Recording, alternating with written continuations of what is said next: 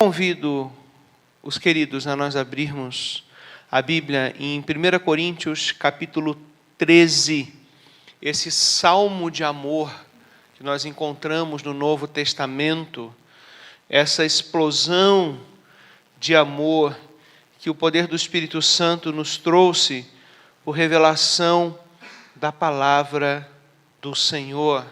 A Bíblia é um trabalho de milagre, de poder do Espírito Santo, porque ali nós temos revelado a mensagem de Deus. E nesses dias de tanto ódio que nós vivemos, né? É tanta luta política de um lado e do outro, e não tem ninguém santo nesse meio. É tanto ódio na internet, nos comentários, nas redes sociais. É tanto ódio que a nossa alma se depara todos os dias, que ouvir sobre o amor é bom, faz bem para a nossa alma.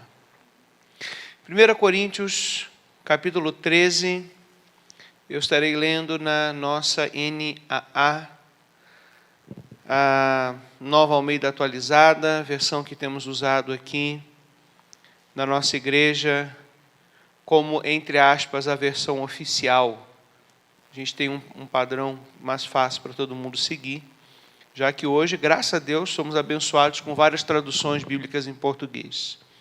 E a palavra do Senhor diz assim: ainda que eu fale a língua dos homens e dos anjos, se não tiver amor, serei como bronze que soa, ou como símbolo que retine.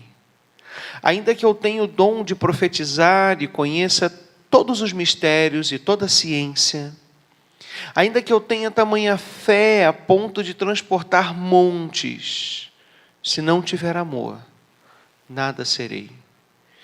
E ainda que eu distribua todos os meus bens entre os pobres, e ainda que eu entregue o meu corpo para ser queimado, se não tiver amor, isso de nada me adiantará. O amor é paciente e bondoso. O amor não arde em ciúmes, não se envaidece, não é orgulhoso, não se conduz de forma inconveniente, não busca seus interesses, não se irrita, não se ressente do mal. O amor não se alegra com a injustiça, mas se alegra com a verdade. O amor tudo sofre, tudo crê, tudo espera, tudo suporta. O amor jamais acaba. Havendo profecias, desaparecerão. Havendo línguas, cessarão. Havendo ciência, passará. Pois o nosso conhecimento é incompleto e a nossa profecia é incompleta. Mas quando vier o que é completo, então o que é incompleto será aniquilado. Quando eu era menino, falava como menino, sentia como menino, pensava como menino. Quando cheguei a ser homem, desisti das coisas próprias de menino. Porque agora vemos como num espelho, de forma obscura, depois veremos face a face. Agora meu conhecimento é incompleto, depois conhecerei como também sou conhecido. Agora, pois, permanecem a fé, a esperança e o amor. Estes três. Porém, o maior deles é o amor. Amém. Oremos. Pai Celestial, segundo a Tua bondade, nós pedimos que o Senhor concentre a nossa mente, o nosso coração nesse momento.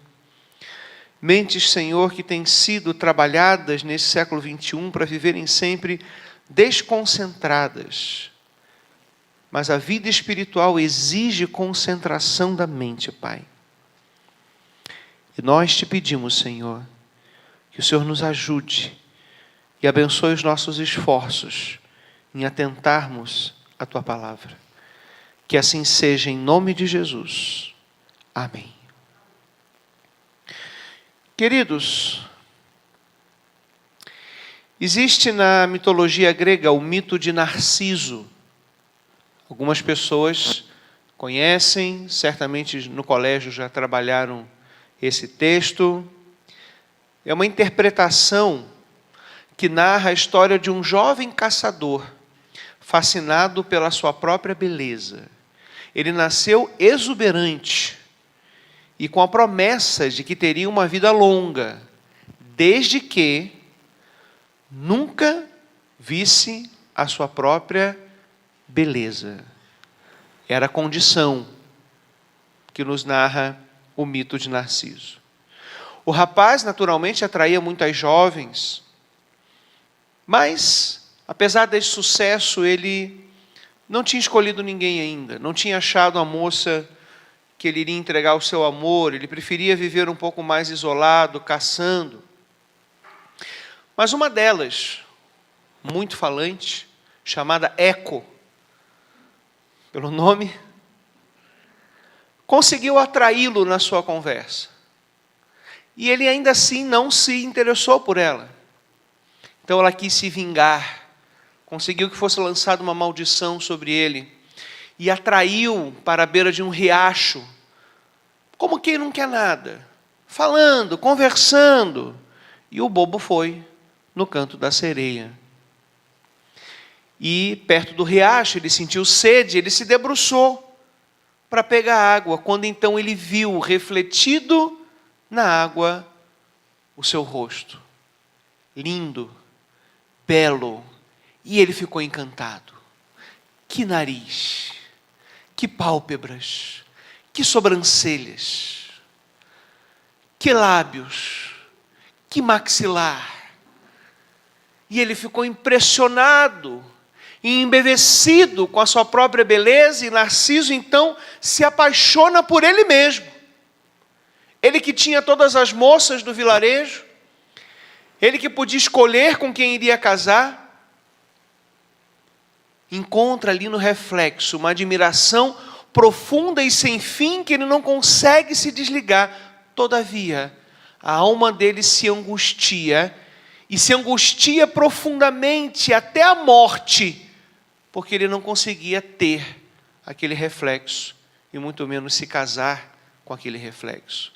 E ele morre de desgosto, porque ele não consegue se desligar daquela bela imagem. Ele ficou fascinado, ele ficou embevecido, ele não conseguia se afastar do rio e deixar de ver o rosto dele mesmo. Ele não tinha vontade de sair, de comer, de beber, de fazer nada. Ele se apaixonou tanto por ele, mas, diante do fato de não poder alcançar aquela imagem e tê-la, ele ficou ali e morreu de desgosto. Algumas pessoas dizem, a lenda ela tem uma segunda versão, de que na verdade Narciso tenta alcançar o reflexo do rio, se desequilibra e cai e morre afogado nas águas e na sua própria vaidade, naturalmente.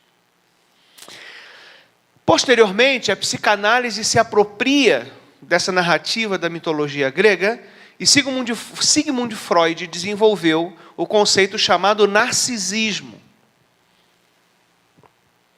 que determina o amor exacerbado de um indivíduo por si mesmo. A rede social está cheio de narcisos, na beira do rio, se contemplando, e não consegue deixar o celular, porque precisa da próxima foto, do próximo bico, da próxima selfie. Precisa desesperadamente se mostrar sem camisa, com o peito sarado. Precisa mostrar o decote, como quem não quer nada, e com versículo bíblico ainda. Precisa. O Narciso precisa do rio. E muitos vão morrer afogados nessa vaidade. Irmãos, além da mitologia e de Freud e das redes sociais, o meio religioso também tem os seus narcisos. O meio religioso também tem aqueles que, debruçados no rio, olham o seu reflexo e se amam, mas ainda fazem pior. Chamam aqueles que estão ao seu redor para olhar o reflexo e dizem: veja como eu sou lindo, belo, maravilhoso, veja como eu sou bom. E os coríntios estavam ali, refletidos nos seus dons espirituais maravilhosos, em especial orar em línguas. E eles estavam maravilhados, nunca tinham visto nada tão lindo como Narciso não tinha visto antes a sua própria imagem. E no meio religioso estavam ali ocupados, centrados nisso, a ponto de irem para o culto na comunhão dos santos e quererem se levantar e mostrar aos outros os seus dons, dizendo o quanto eram espirituais, o quanto eram cheios de fogo, o quanto eram cheios do Espírito. Menos narcisistas, dignos do divã de Freud.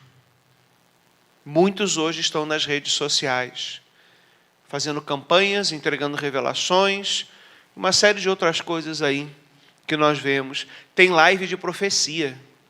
Eu não devia te falar para você não cair em tentação, né? Tem live de profecia. Eis você que está me ouvindo, assim, assim, assim. Profecia online. Já tem hoje. Já dá para acender vela por meio de site na internet. Já dá para fazer promessa. Já dá para fazer um monte de coisa no meio virtual. Em Corinto, eles estavam precisando da verdade que iria libertá-los e romper com as águas de Narciso. Em Corinto, eles precisavam que Paulo ensinasse aquilo que já tinha dito aos romanos, no capítulo, aliás, a eles mesmos, aos coríntios, Romanos vai ser depois. Eles precisavam ouvir de novo o que Paulo tinha dito para eles em 1 Coríntios 10, 31. Portanto, se vocês comem ou bebem ou fazem qualquer outra coisa, façam tudo para a glória de Deus.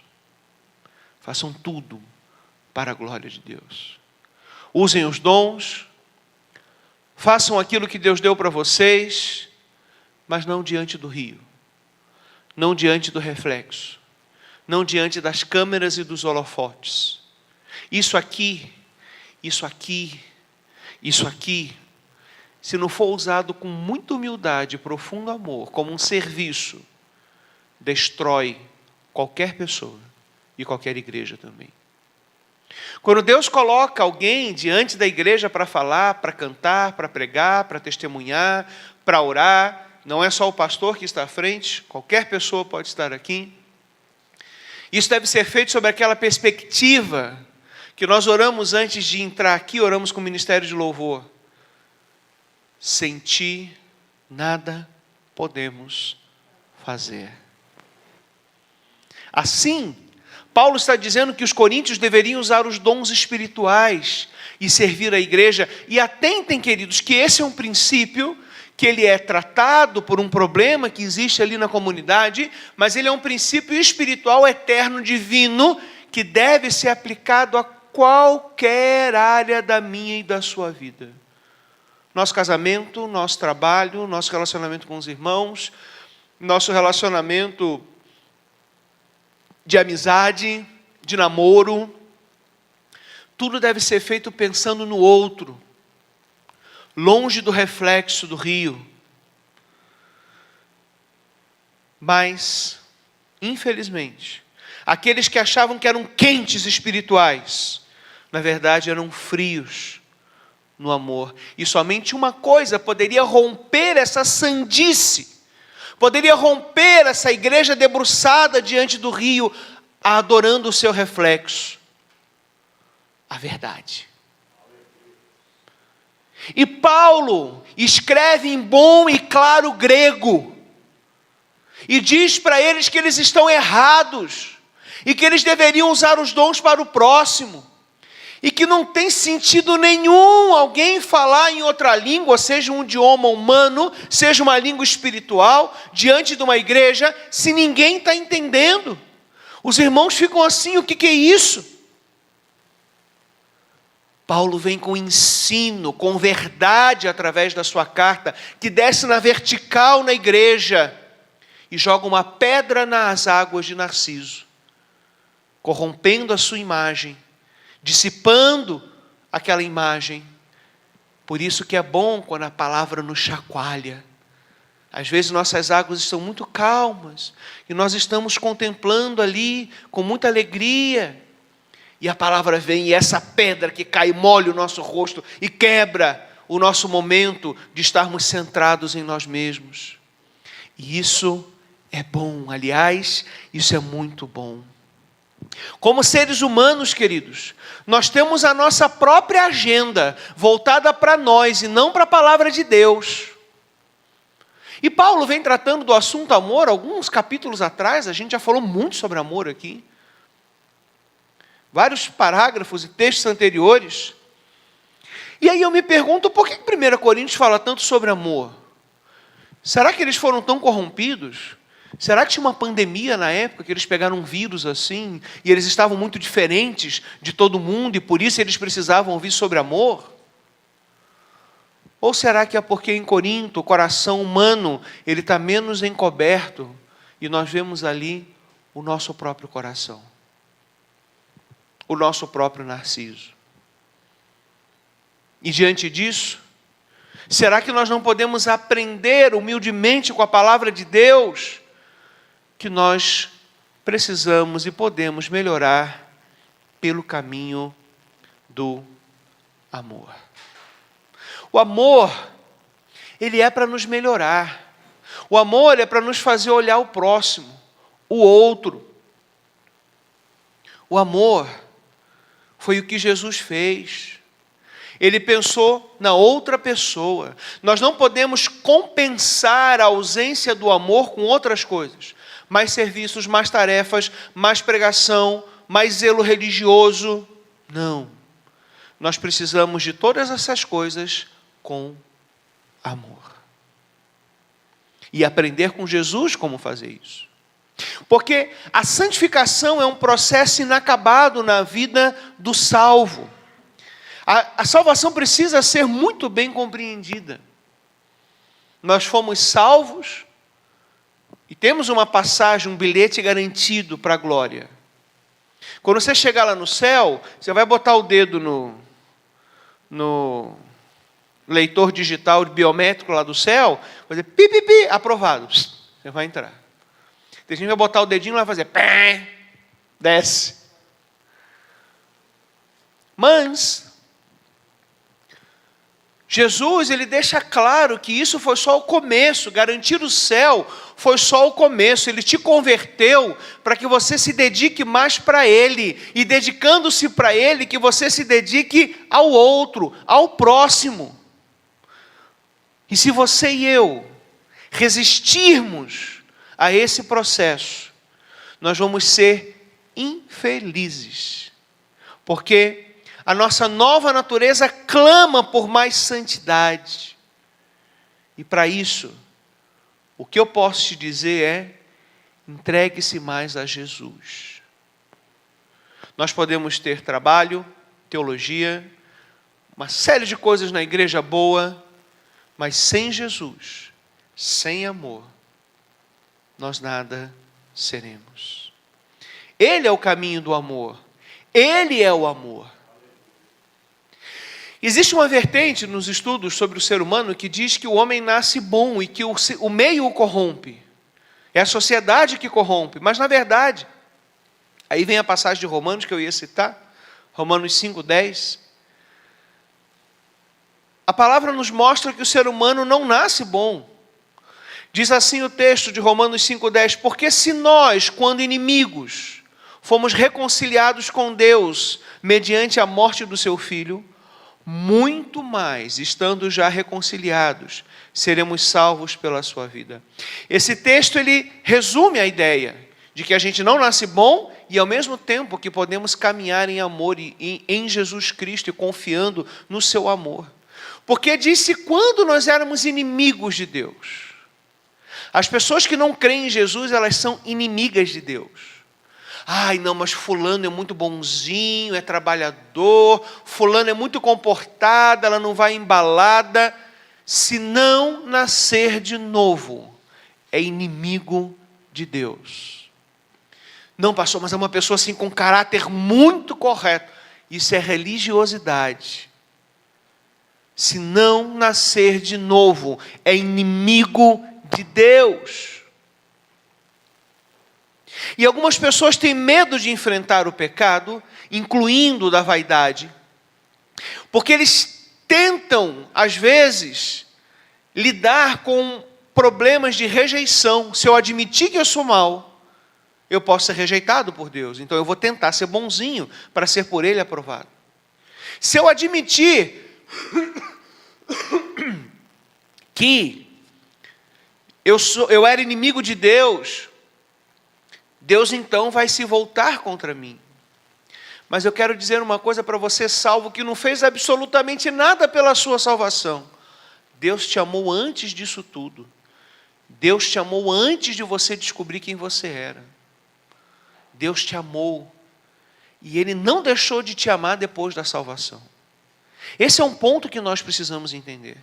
O Senhor não deixou de nos amar depois da salvação. Pelo contrário. Diz o texto de Romanos, que estando reconciliados, nós seremos salvos pela sua vida. Se o pecado trouxe morte para Cristo, foi necessário que Ele morresse. Imagina a sua vida, e a sua ressurreição e a sua vida em nós, o que vai fazer por nós. Você e eu somos agora amigos de Deus. E mais, podemos chegar diante dEle envolvidos por esse amor. Uma confissão de pecado nunca vai fazer você ser rejeitado por Deus ou punido por Deus, como faria se você estivesse diante de um ser humano, porque o coração do homem, de Deus, não é como o coração do homem. Queridos, Deus, Ele quer que vivamos o contexto de santificação, de abrir o nosso coração e de confissão, envolvidos pelo amor de Jesus. Envolvidos por sua graça. O alvo, a meta é mudarmos de vida. O alvo, a meta é abandonarmos o erro. O alvo, a meta é fugirmos do que está no nosso coração. Tudo isso é verdadeiro. Entretanto, nós fazemos isso pela graça. Não pela maneira humana, pelo jeito humano, pela religiosidade humana. Isso é só religiosidade, isso não é o Evangelho. Esse é o risco que os Gálatas corriam e que Paulo corre lá e diz, não, para tudo. Não é assim. O alvo não está errado, o religioso não tem alvos errados, irmãos. Mas o meio é errado. Porque se você conseguir mudar por você, a glória não vai para Deus, não precisaria de Jesus e você não seria pecador. É por sermos pecadores que não conseguirmos mudar. Nós precisamos mudar, portanto, por amor.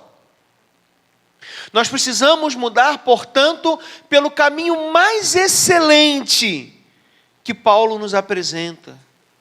Esse é o tipo de virtude que nós não temos, mas nós precisamos da parte do Espírito Santo, desenvolvendo o fruto do Espírito em nossa vida, que é mais importante e superior do que os dons do Espírito. Queridos, D.A. Carson, um grande estudioso da Bíblia, ele disse que a queda, ela produziu aspectos destrutivos no nosso caráter. Mas a paciência, a bondade e a verdade, elas são importantes. São virtudes, vêm do amor. E isso não é gerado em mim e em você. Não é um tipo de bondade que brota na gente. Não são fazer boas ações que vai fazer isso. Porque as ações podem ter motivações ruins.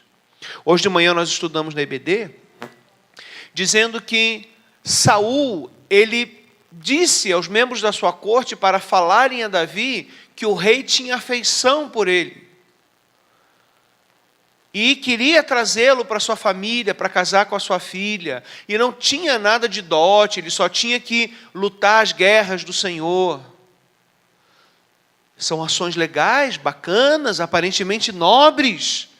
Você pegar um plebeu, querer colocar no meio da família de sangue azul, da família real. Você dizer que o rei ama e que está dispensando uma pessoa pobre de dar um dote. Tudo aquilo era errado e mentira. A intenção do coração era matar Davi. Era a morte e não a vida. Então as ações, ajudar, mandar cesta básica, mandar oxigênio, tudo isso é bom, é útil, deve acontecer, mas elas não justificam porque elas não mudam o nosso coração. Apenas o amor de Deus muda você e eu.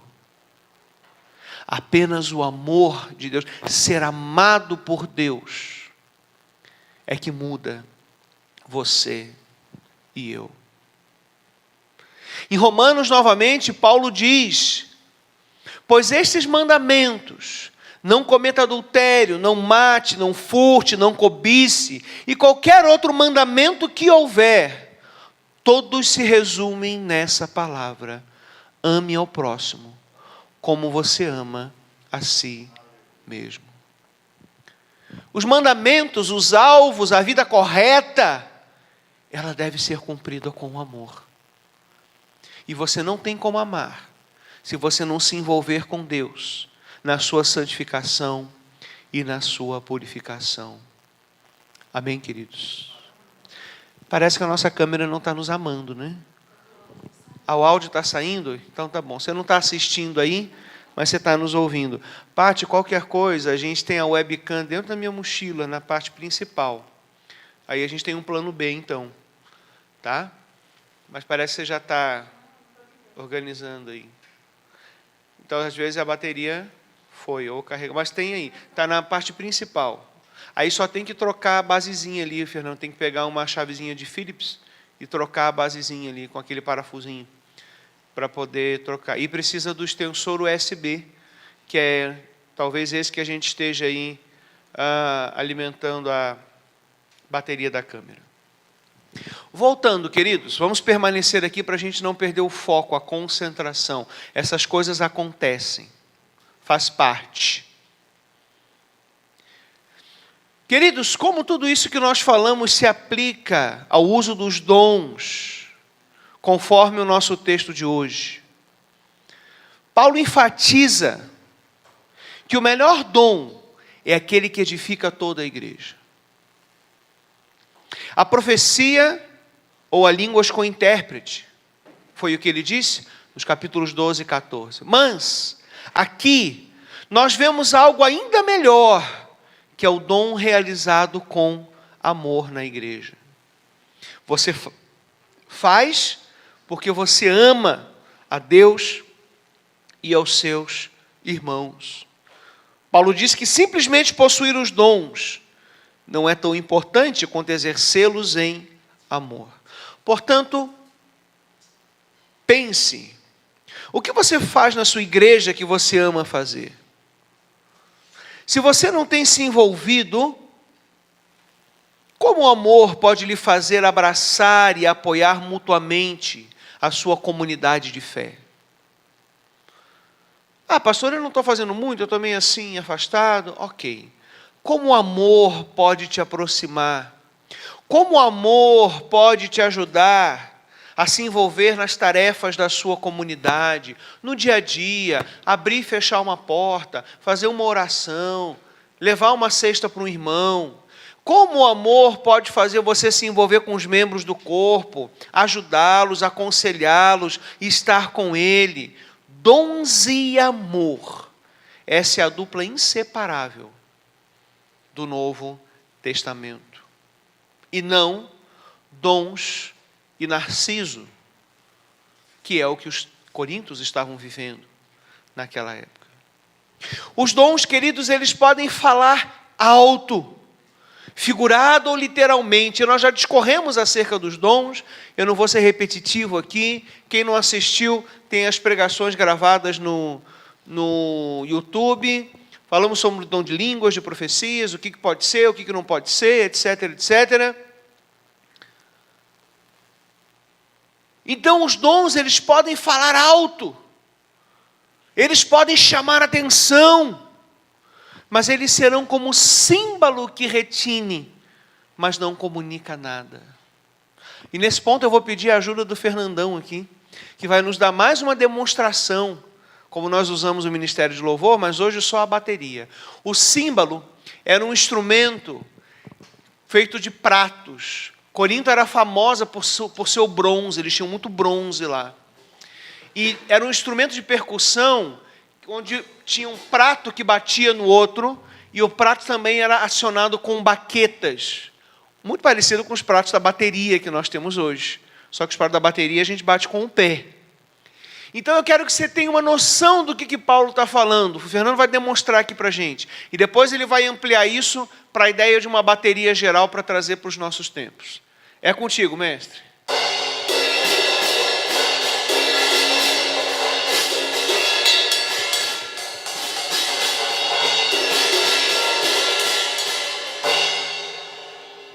Agora geral.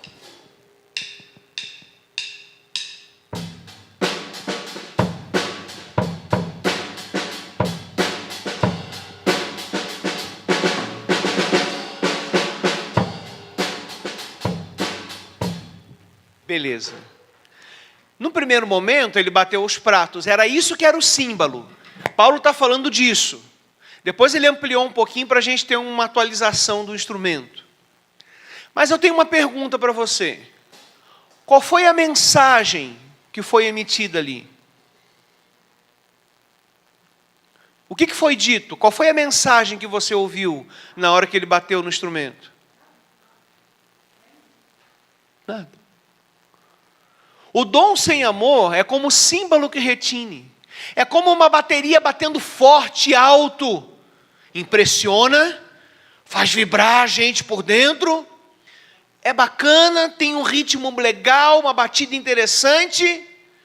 Mas sem alguém cantar uma música, não comunica nada. Pode ser um bom entretenimento, pode ser algo legal, pode ser positivo, mas espiritualmente não comunica nada. E assim as pessoas que iam lá, falavam em língua, era como isso daqui. Eram pratos de bronze batendo e não dizia nada. E essas pessoas se diziam espirituais e se dizem até hoje.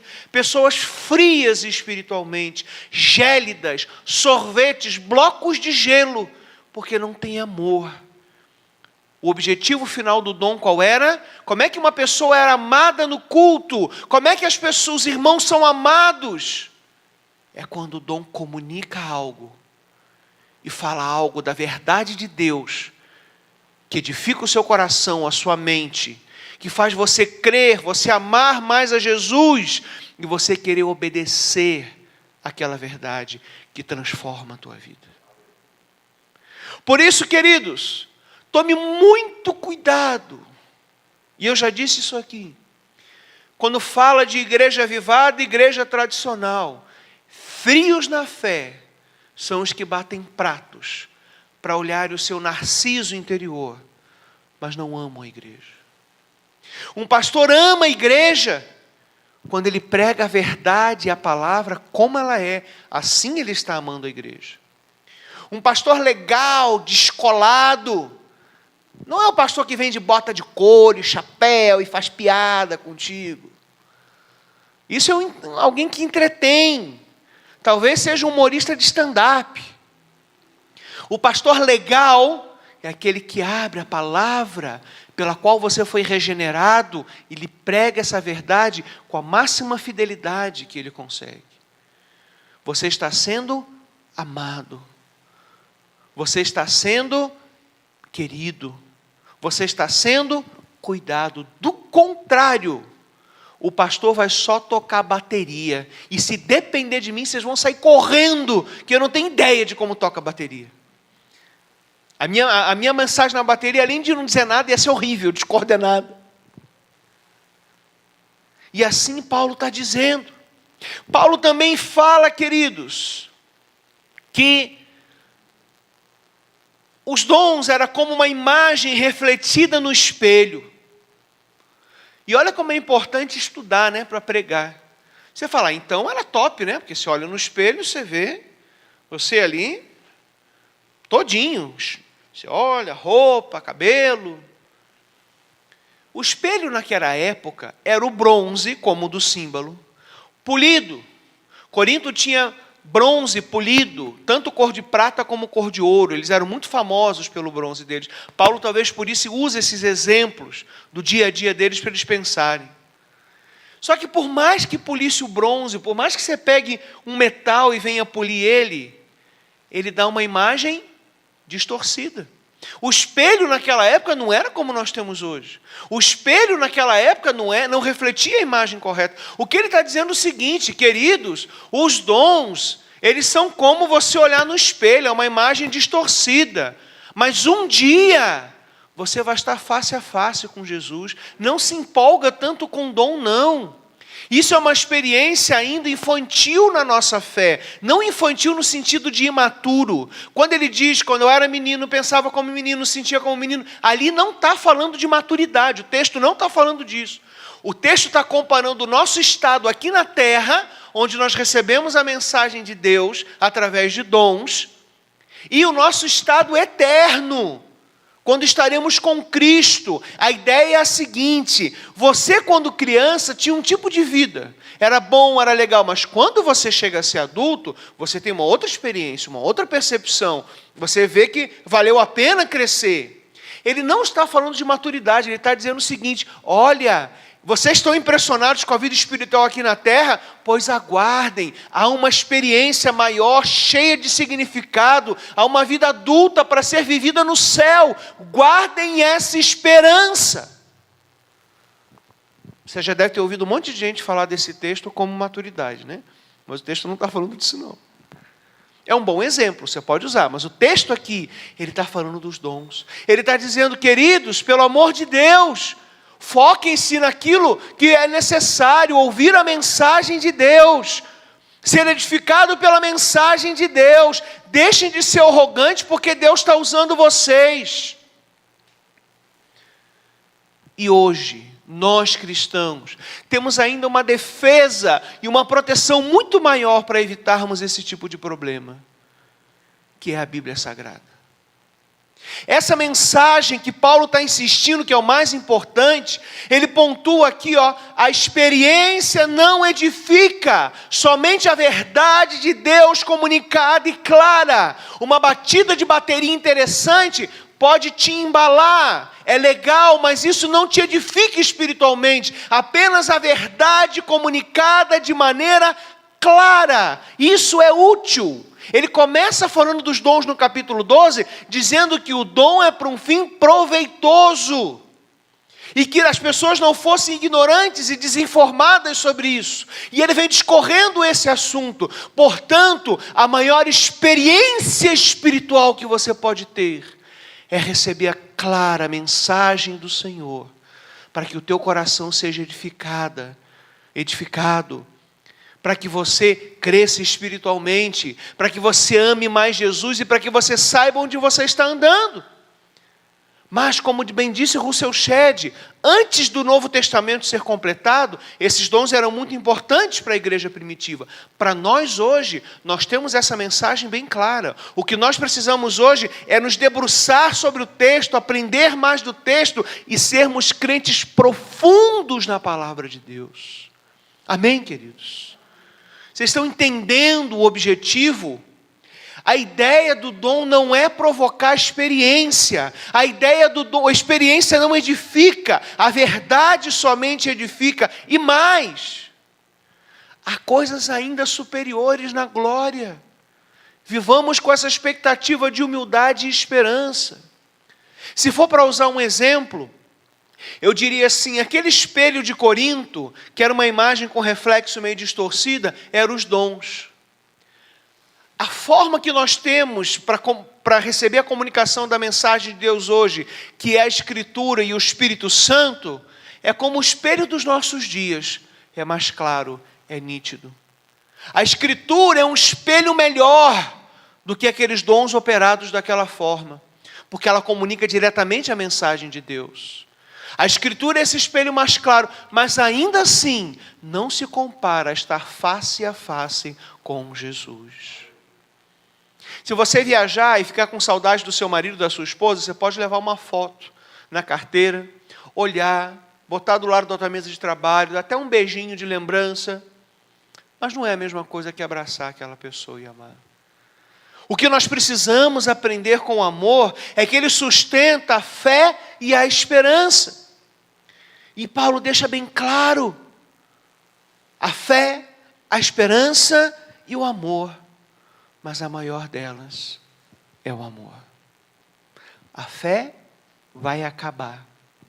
Portanto, você ser uma pessoa de muita fé, a ponto de jogar isso na cara dos outros e dizer que é mais espiritual, é um crente frio no amor.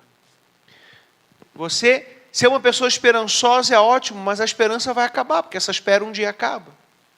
Você ser um crente amoroso, você ser um crente que serve, você ser um crente que quer levar a palavra para as pessoas, que você quer pregar a palavra para os seus irmãos e que você quer evangelizar o mundo lá fora de maneira clara, assim você será um crente firme no amor. Você quer ajudar com serviço. Quantos irmãos fazem coisas na igreja que não aparece, ninguém vê? Ou nós tivemos uma fogueira aqui na vigília. A gente chegou, a fogueira estava pronta. Hoje, quando você entrou com o seu carro aqui para estacionar, não tinha mais nada, nem os paus queimados, nada na frente. Dilson, Paulo e o filho dele, o Dilson montou, preparou, tacou fogo, e depois o Paulo e o filho apagaram. Deu um trabalhão apagar, né, César? E água, estava quente, o chão fervia da água quente. E depois eles tiraram tudo aqui em amor. Para quê? Para que você e eu pudéssemos passar com o nosso carro, porque estava bem no caminho, não ia dar para a gente passar. E para a gente se aquecer. Isso é amor. Fazer pelo outro. Que sejamos uma comunidade cheia de amor, desejando saber como o outro está, amando o outro, ligando para o outro, querendo ajudar o outro, querendo como a gente pode ajudar e apoiar. Nem todo mundo tem o dom de vir para frente falar. E nós falamos de 2 tipos de dons. 2 categorias de fala e de serviço. Há pessoas que não têm esse dom de vir aqui, mas fazem muito bem as coisas nos bastidores. Mas ambos estão amando, se fizerem para o bem do próximo. E que assim você e eu façamos, queridos, para a glória de Deus e para o bem dos nossos irmãos. Em nome de Jesus. Amém. Que esse seja o retroalimentar do nosso coração, o Evangelho. Se nós aprofundarmos nisso, nós viveremos sem dúvida numa espiritualidade, numa dimensão diferente, segundo a verdade, em nome de Jesus. Amém.